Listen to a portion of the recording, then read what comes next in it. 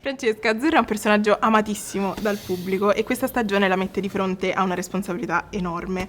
Come hai lavorato per bilanciare la sua leggerezza con la profondità del suo nuovo ruolo?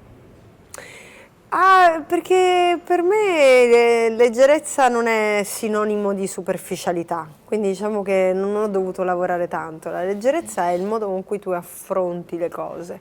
E devo dire che io nella mia vita la leggerezza ce l'ho, perché quando vedo delle cose troppo pesanti, troppo cupe, troppo che non hanno, anche quando ti raccontano le cose, senza una prospettiva futura di possibilità positiva, a me viene l'ansia.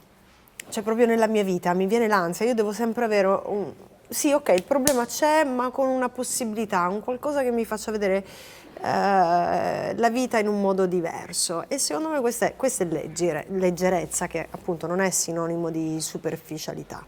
Quindi in realtà non ci ho lavorato tantissimo, io sono una persona che tende a essere leggera, perché per me la mia chiave per affrontare la vita tutti i giorni. Bellissimo. Giovanni, nel trailer e nelle anticipazioni vediamo un Lorenzo piuttosto preciso e metodico. Com'è questo personaggio e come reagisce all'energia e alla spontaneità di Suora Azzurra?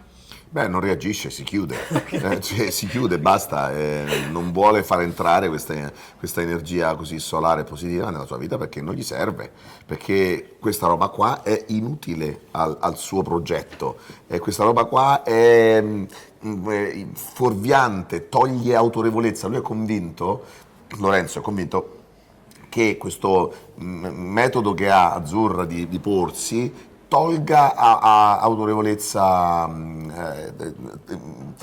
tolga il ruolo. Sono importanti i ruoli, c'è un capo, ci sono dei ruoli da rispettare, le ragazze devono fare il loro dovere, e questo arrivo, secondo Lorenzo, scombussola troppo il suo schema e quindi deve essere rigettato come un virus, come gli anticorpi che mandano via la febbre. Da debellare proprio. Sì, da debellare. Brutta persona, povera Azzurra. Da come ne parlate, Suora Azzurra e Lorenzo si scontrano spesso. Sì. Ma in nemmeno cosa tanto. pensate che si somiglino? Magari anche senza volerlo. Ci sono dei punti in cui c'è un incontro? Ma sicuramente il voler aiutare gli altri, anche se lo si fa in modo diverso, nel senso che entrambi aiutiamo gli altri. Io lo aiuto inseguendolo, cioè tipo stalker, lui l'aiuta dicendo ok, se tu vuoi essere aiutato io sono qui per te.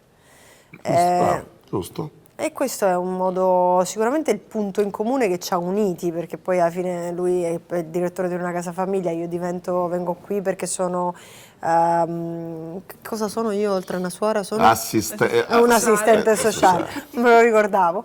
E allora diciamo che la missione è la stessa, è applicata in modo diverso. E poi c'è anche la curiosità che li accomuna, sono curiosi delle persone, cioè appena vediamo un caso, ting, come il cane che punta la preda, e anche quello si accomuna, la passione per le persone, per l'essere umano. Sì. Bello, bellissimo. E qual è la qualità del vostro personaggio che ammirate di più e che magari vi portate dietro anche nella vostra vita quotidiana? L'ottimismo. Non che ce l'ho anch'io, l'ottimismo di Azzurra. Io vorrei avere un'amica come Azzurra, ma proprio la vorrei. Sì. Perché pensa a questa matta che entra nella tua vita e tu vuoi andare in una direzione e dice no, devi andare da un'altra parte.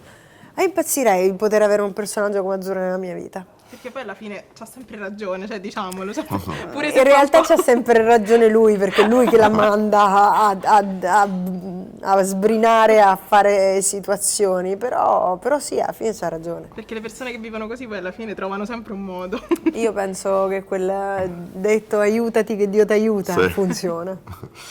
Di Lorenzo a me piace molto, mi piace molto l'onestà intellettuale, cioè la deontologia professionale e l'onestà, ma lui è onesto, lui è molto sincero e molto onesto e non ha paura di spiacere alle persone.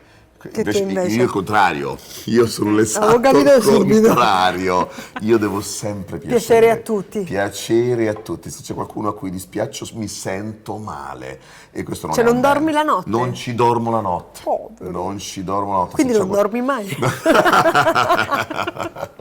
Maledetta. Bella, questa è stata bella però, è stata bellissima. Questa è stata buona, questa gli è riuscita bene. Ma sì. E quindi sì, è così, non è una qualità questa di voler piacere a tutti, non si può piacere a tutti. No, tu sei molto carino. Eccola là. Grazie ragazzi, grazie mille.